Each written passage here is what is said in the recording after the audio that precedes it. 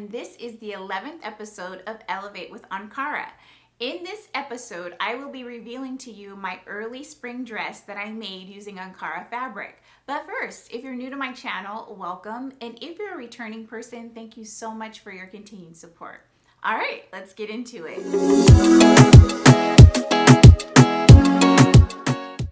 If you're new to the Elevate with Ankara sewing series, I want to give you a little background. This is a sewing series that was put together by myself and Talisha of Creativity by T here on YouTube and on Instagram.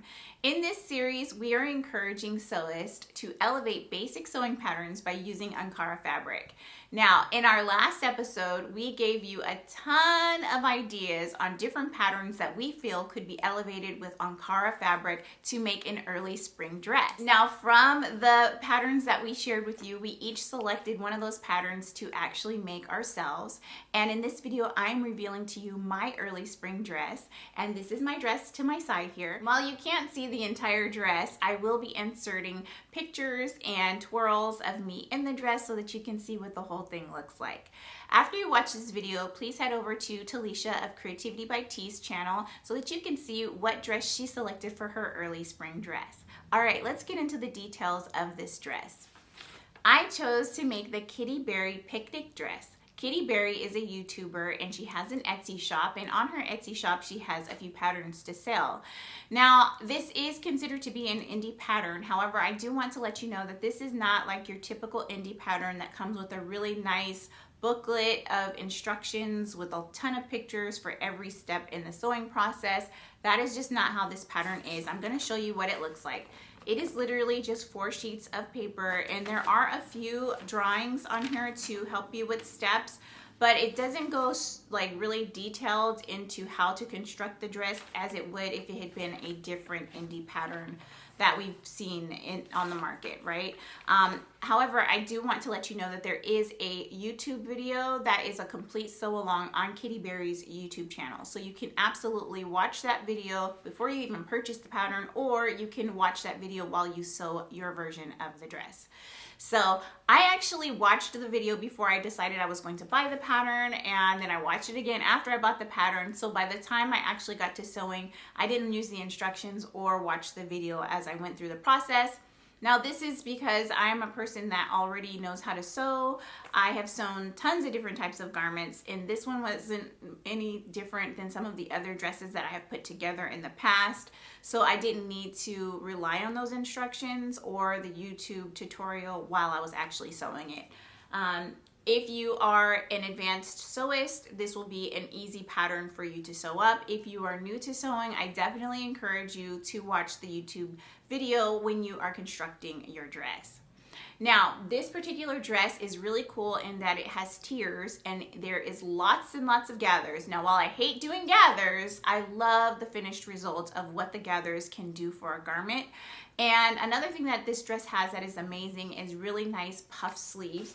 It's hard to tell right here, but you will see in the pictures of me in the dress how big the sleeves are and the dress itself is, how wide and flowy it is. It's fantastic, and it definitely ticks off all the boxes for me with regards to what I would be looking for in a spring dress. I love a good princess dress, and I cannot tell you how much I felt like a princess while I was wearing this. If you want to look like a princess as well, I highly encourage that you try this pattern out. This pattern has 9 pattern pieces, and while that may not seem like a lot of pattern pieces, I do want to let you know that with the bodice being princess seams, you are cutting several pieces just for the bodice times 2. So you will already have to do some pieces times 2, but then when you're creating a lining, it's double the number of pieces. So it will take you some time to cut out this project. And it's not just a quick little 9-piece cutout situation. Another example of that would be the bottom tier of the skirt. The pattern piece says to cut 4. So there are actually 4 of those on the bottom, not just 2 as you would typically see if you cut something out on the fold. So just keep that in mind. Yes, there's only 9 pattern pieces. However, you have to cut several pieces using those 9 pieces. I hope what I'm saying makes sense. All right, so the other thing that I want to point out is that for the back closure of this dress, you do have a zipper. If you wanted to use buttons, you can use buttons. If you wanted to do elastic shearing in the back to avoid having to use a back closure. I think you absolutely could with this pattern. I don't think it would be too hard to hack it in order to do that. But this particular dress, I actually use a zipper, and I'm actually considering to go back in and add a little hook closure at the top above the zipper. I'll show you what that looks like in a minute, because I just feel like the zipper doesn't go all the way up to the top, so I think it would look nice if I have a little closure. So I'll attach a little hook and eye at the top of that dress in the back. And you will need a lot of thread. So typically when I start a new project, I will have like one spool of thread that is 100 yards, like Gutermann thread, and that is usually enough. I probably use about a full spool and a half to create this dress. I also did a lot of gathers, so I went through a couple of bobbins, which I typically don't go through as many bobbins when I work on a project, maybe 2 bobbins at most, but I did have to use a lot of bobbin thread to create my gathers, and it took me a really long time to do my gathers. I hate doing gathers. I love wearing things that have gathers, but I hate to actually create them because I don't have the patience, right? So there's a ton of gathers in this dress, so be prepared. And what I ended up having to do is gather it by hand, because I used to use an elastic thread hack with my previous sewing machine, my Singer heavy duty machine. That worked every single time to help me speed up my gathering process. However, this time around, I still haven't figured out the correct tension and stitch length in order to get my fabric to shrink up using elastic thread using my brother's sewing machine. So that is a no-go. I also haven't found a method with my serger that actually works as well for me. I do have a gathering foot for a serger, but I haven't been able to find it. I need to find it because I absolutely love gathers, like things that have gathers. So it did take me a very long time to hand gather every section of the dress. So keep in mind that if you hate gathers, you might want to break this up over a few days. This particular pattern, they suggest that you use cotton, and I 100% agree, but I don't think that you can just limit yourself to cotton. I think you can absolutely make this dress in other flowy fabrics as well. However, if you are a person that likes a big sleeve that will actually keep the structure and stay puffy at all times, I definitely think that cotton is probably the best way to go for that. Since I'm using Ankara fabric, as you know, Ankara fabric is 100% wax print cotton fabric. So it definitely holds the structure and the shape as it should for this pattern, and it looks beautiful. So the pattern requires 5.5 yards of fabric, and that, friends, is exactly what I used. And I do want to let you know that this particular pattern, the skirt pieces are much wider than 45-inch width of fabric. So if you are not using Ankara, try to find a fabric that is about 58 to 60 inches wide to accommodate the width of the skirt panel pieces. For myself, I just stayed within the width of my fabric, and it's still very big and voluminous. It's perfect, it swishes, it does everything I wanted to do. I actually can't even imagine it being wider than it is. So if I had had that additional width, I'm not even sure how that would look, because I think it's perfect the way it is. And again, my fabric was 45 inches wide. The size range for this pattern is an extra small, which is a 34 bust, 26 waist, all the way to an extra, extra large, which is a 44 bust and a 36 waist. I made a size medium, but I actually graded between a medium and a large in the waist to accommodate the fact that the waist would be for me the 32-inch, and that is a large for this pattern, and the waist on the medium is actually only a 30. So I thought, okay, I'll probably need to grade between sizes when it comes to the waist of the bodice. I have some regrets about that. I think that the waist part of the dress would have been just fine if I had just made a straight medium. I do have some extra space in the back of the bodice, in the back of the dress. It's a bit looser than what I was hoping for. I definitely wanted a form-fitting bodice. So I probably could have got away with just making a straight size medium. However, There is some areas in the bodice, like here, where I have some extra empty space up here, but it's tight and pulling across the boobies in this area. So I definitely could go with a full bust adjustment and maybe tweak the amount of extra space that I had at the top of the bodice.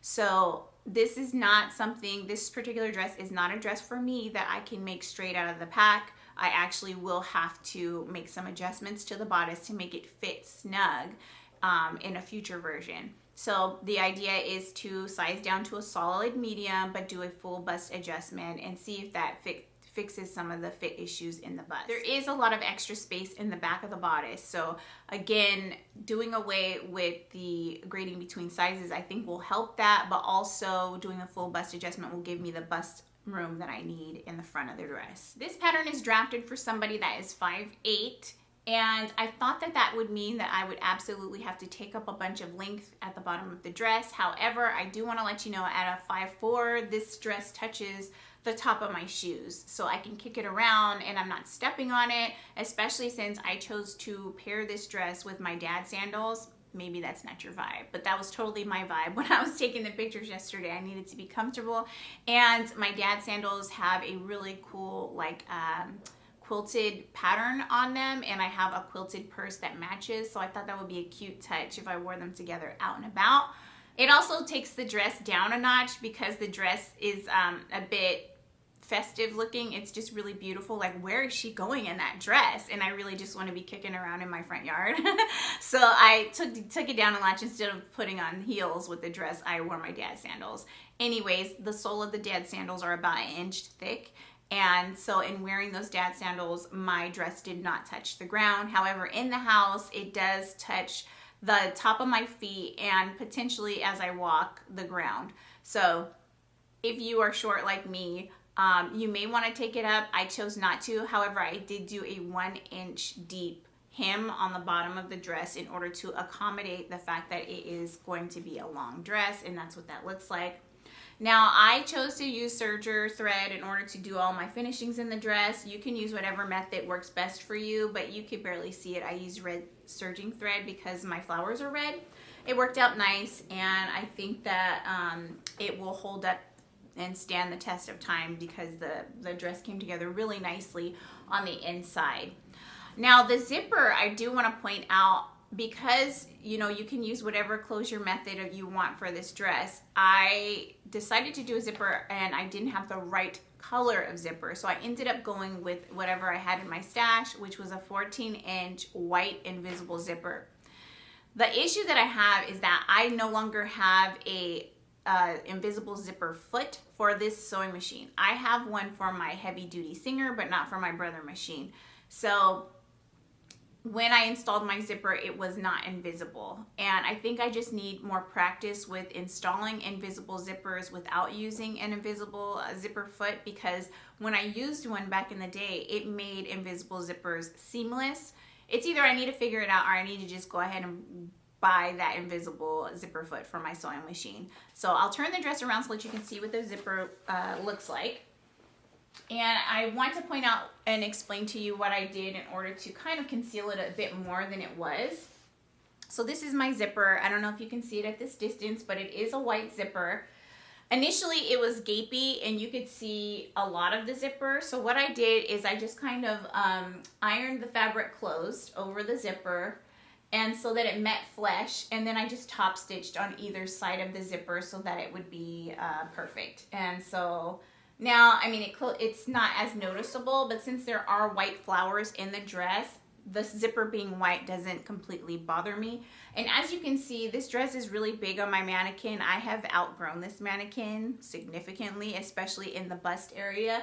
So even though the dress fits me, it does not fit my mannequin. So that's why it's all loose and baggy back here. I thought about pinning it nice and neat, but I really wanted to be able to show off what I did in the back. And, my little fail or whatever, I wanted to keep it real with you so that you could see it, and I did not pin it to fit her snugly. At the top here, I have a space where the zipper doesn't go all the way up, and so I do want to go back in and add a hook and eye closure so that this can meet and join just like that and just be perfectly closed. It's not gonna make the dress zipper fall down while I'm wearing it. I had zero issues while modeling this dress with feeling like, you know, my dress was gonna come undone or anything like that. So it's not anything pressing that I need to do right away. I just think it would give it a nice little touch. And honestly, I'll mostly be wearing my hair down when I wear this dress. So it doesn't really, you know, bother me too much. But it is something that I'd like to add and change. But you can see how nicely the dress fits on the hips of the mannequin. It does fit me like that. My hips are the measurement of the mannequin right now. And it looks just like this on my body. And I thought it was very flattering and comfortable to wear. I also love a dress that I can eat all the food and still feel comfortable and pretty while I wear it. So this is definitely a dress that will allow you to eat all the food and be comfortable, okay? This dress took me a total of 5 hours to make. Yes, you heard me right, and that does not include the time that I spent cutting fabric. I cut the fabric on a lunch break, and that took me about an hour to cut all the pieces. But to sew the dress together, it did take me 5 hours, and this is the reason why. The number of gathers in this dress is astronomical. Like, there are a ton of gathers, and there are actually in this middle tier, there are 3 pattern pieces, and I individually gathered each of them. So that took time. And then there's the 4 panels at the bottom of the skirt, the bottom skirt tier. So hand gathering all those sections took a great deal of time. Also, because the bodice is lined, I had to do sew the bodice twice, right? So, and there's also gathers at the shoulders and at the sleeves, so sleeve cuffs. So lots and lots of gathers, definitely added to the amount of time that I had to sew this dress. Were there any new experiences with making this dress? I would say no. I've made princess seam dresses before. I've done tons of gathers before. There were no new techniques. However, I just watched a really great class on the Cashmere Club website on how to do a full bust adjustment on a princess seam bodice, and I'm eager to try that technique out, and I will more than likely use this dress pattern to make it. One thing I want to point out is that the skirt of this dress is so wide. It's so enormous and gorgeous, and it was just the cutest dress without even the bottom tier on it. So I think my next version, I will just omit this bottom tier, which actually is part of what took so long to construct the dress. And I will just make it a dress that stops below the knees, and a shorter version of this dress. And I think it will be so cute, and it will give me the opportunity to practice that full bust adjustment on a princess seam dress while also having some of this flowy, flirty, you know, princessness without that bottom tier. This is definitely a good basic pattern if you want to hack some things, because I could also see myself using this bodice without the sleeves and just making it a sleeveless dress. That would be really, really cute. I rate this pattern a 9 out of 10 for 2 reasons. The first reason is that my front bodice pieces did not match up when I sewed them up. There was about an inch of overhang on each side of the bodice pieces on the front and the back. And I want to point out that I did not make adjustments to the top portion of the bodice. I only added a little bit of width to the bottom portion of the bodice. So that was just an error in the pattern. So that was one reason. The other reason is the instructions are lacking, in my opinion, on how to put this dress together. If you are a beginner, I don't know that it would be extremely easy to sew this, but just based off of the instructions and without watching the tutorial on YouTube. And then if you're watching the tutorial on the YouTube, I do want to point out that she does not show you how she installs her zipper, because she said that she's not strong in zipper construction yet. So if you are new to sewing and you don't know how to install a zipper, you might struggle with that part. And I think that that is an area where this pattern could be improved. So it is a fantastic dress. I love the way it came out, but it definitely speaks to your level of comfort with sewing and on how your dress will turn out.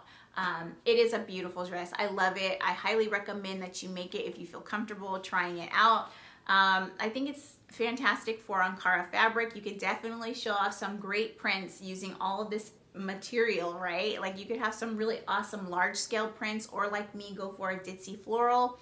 But this is definitely one of those dresses that makes you feel special and you stand out in it. And if you ever wanted to look like a princess, you absolutely would look like a princess wearing this.